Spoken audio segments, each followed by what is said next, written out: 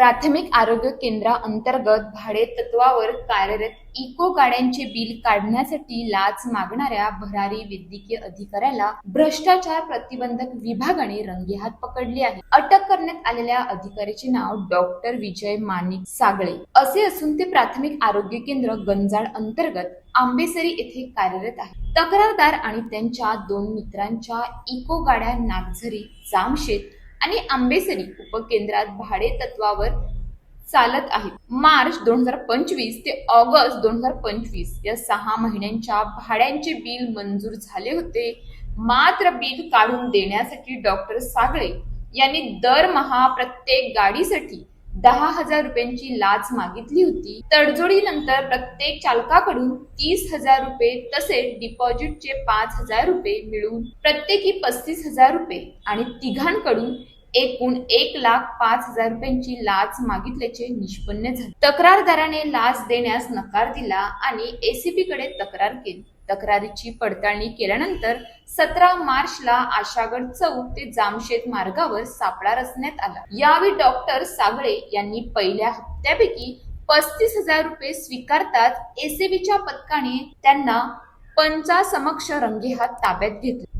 या प्रकरणी डहाणू पोलीस ठाण्यात भ्रष्टाचार प्रतिबंधक कायदा 1988 सुधारित 2018च्या कलम 7 अन्वये गुन्हा दाखल करण्याची प्रक्रिया सुरू आहे। ही कारवाई पोलीस उप अधीक्षक दादाराम कराडे यांच्या मार्गदर्शनाखाली पोलीस निरीक्षक राकेश डांगे, पोलीस हवालदार नवनाथ भगत, विलास भोये, योगेश धारणे, आकाश लोहारे, प्रकाश दळवी, जितेंद्र गवळे आणि गीता कहार यांच्या पथकाने केली असून पुढील तपास सुरू आहे। भाडे तत्वावर चालणाऱ्या गाड्यांचे बिल मंजूर करताना लाचलुचपत होणे ही गंभीर समस्या आहे। या प्रकारात वैद्यकीय अधिकाऱ्यांनी आपल्या पदाचा गैरवापर करून स्वार्थासाठी नियम मोडण्याचा प्रयत्न केला। मात्र एसीबीच्या त्वरित कारवाईमुळे हा प्रकार उघडकीस आला।